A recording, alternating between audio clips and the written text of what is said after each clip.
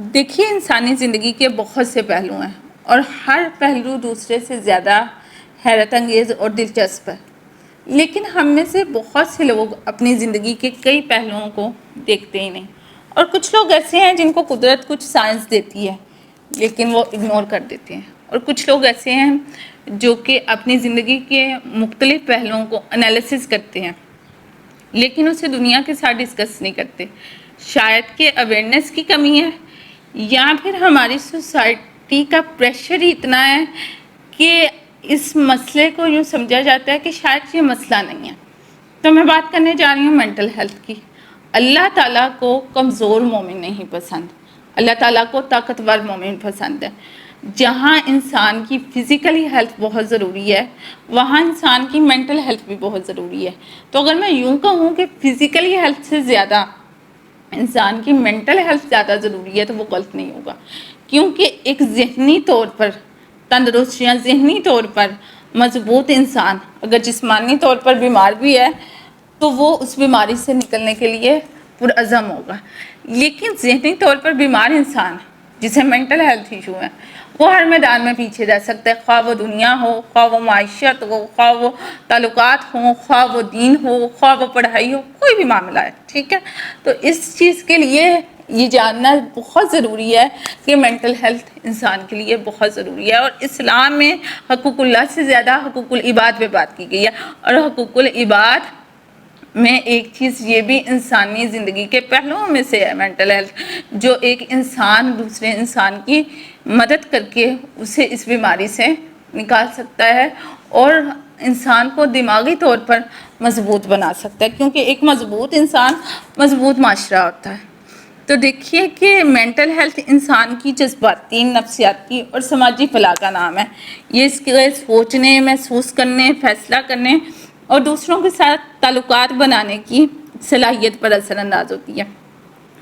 دیکھیے جس طرح انسان کی باڈی کی صحت زندگی گزارنے کے لیے ضروری ہے نا، اسی طرح دماغ اور دل کی صحت بھی زندگی کے ہر پہلو پر اثر انداز ہوتی ہے اور انسان کے زندگی کے ہر پہلو کو متاثر کرتی ہے۔ تو سب سے پہلے تو یہ چیز ہے کہ مینٹل ہیلتھ میں کچھ چیزیں ہیں جو کہ آپ کو ابتدائی اویئرنیس کے طور پر پتہ ہونی چاہیے۔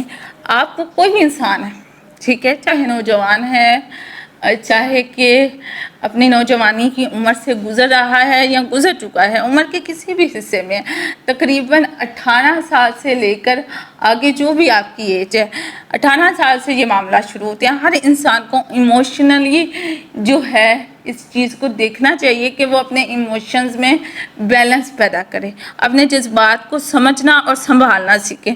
دوسری چیز یہ ہے کہ نفسیاتی طور پر آپ کو خود اعتمادی اور خود احتسابی کرنا آنی چاہیے۔ تھرڈ یہ ہے کہ سوسائٹی کے ساتھ ہم نے کیسا معاملہ رکھنا ہے، دوسروں سے ریلیشنز میں آپ نے اعتدال قائم کرنا ہے اور اخلاق بھی پیدا کرنا ہے۔ اخلاق کا مطلب یہ نہیں ہے کہ آپ کی ذات کوئی چیریٹی ہے جسے ہر ایک میں بانٹتے پھریں۔ تو سب سے پہلے کچھ لوگ یہ کوسچن کرتے ہیں کہ مینٹل ہیلتھ کیوں ضروری ہے، تو میں سٹارٹ میں ہی بتا چکی ہوں کہ اللہ کو کمزور مومن نہیں پسند، اللہ کو طاقتور مومن پسند ہے، اور ہمیشہ جو انسان ذہنی طور پر طاقتور ہے وہ جسمانی طور پر بیمار بھی ہے لیکن وہ سروائیول کر سکتا ہے، اس کے سروائیول کے چانسز 90% ہے، لیکن ذہنی طور پر بیمار شخص اگر جسمانی طور پر ٹھیک بھی ہے تو اس کے سروائیول کے چانسز 10% یا 1% پہ بھی آتے دیکھے ہیں۔ تو یہ جو سوال ہے نا کہ مینٹل ہیلتھ کیوں ضروری ہے، سب سے پہلے فیصلہ سازی میں بہتری ہوتی ہے، سیکنڈ یہ ہے کہ معیاری تعلقات قائم رکھنے میں مدد ہوتی ہے، پتہ چلتا ہے کہ تعلق کس سے رکھنا ہے، کس سے نہیں رکھنا، کس کو ساتھ لے کر چلنا ہے اور کس کو راستے میں ہی چھوڑ دینا ہے، کون آپ کے ساتھ چل سکتا ہے اور کون چلنے کے قابل نہیں ہے، کہ کون انرجی آپ سے چوس رہا ہے، کون آپ کی انرجی کو ویسٹ کرنے کا سبب بنا ہے۔ تھرڈ یہ ہے کہ زندگی کے چیلنجز میں نپٹنے کی صلاحیت آپ کے اندر پیدا ہوتی ہے، اور فورتھ یہ ہے کہ خود آگاہی اور خود کفالت میں اضافہ ہوتا ہے، انسان محتاجی سے بچتا ہے۔ اسلامک پرسپیکٹو دیکھتے ہیں تو اسلام مینٹل ہیلتھ کو دل کے سکون، نیت کی صفائی اور روح کی طہارت سے جوڑتا ہے۔ سورہ رات ورس نمبر 28 میں اللہ سبحانہ تعالیٰ فرماتے ہیں الا بذکر اللہ تطمئن القلوب، خبردار دلوں کا اطمینان تو صرف اللہ کے ذکر سے حاصل ہوتا ہے۔ تو دیکھیں کہ سب سے پہلے یہ ہے کہ ہمارا مینٹل پیس اور انر پیس ضروری ہے۔ تو سب سے پہلے تو آپ یہ جان لیں کہ دماغی بیماری کیا ہے۔ جب مینٹل ہیلتھ متاثر ہو جائے تو یہ بیماری کی شکل اختیار کر سکتی ہے، جیسے کہ ڈپریشن۔ اکثر لوگ کہتے ہیں میں ڈپریسڈ ہوں۔ ڈپریشن کیا ہے؟ لو فیل کرنا، افسردگی، اکیلا پن، بے چینی، اس کو ڈپریشن بولا جاتا ہے۔ اکثر لوگ یہ شکایت کرتے نظر آتے ہیں کہ مجھے انزائٹی ہے۔ انزائٹی ہے کیا؟ گھبراہٹ، پریشانی۔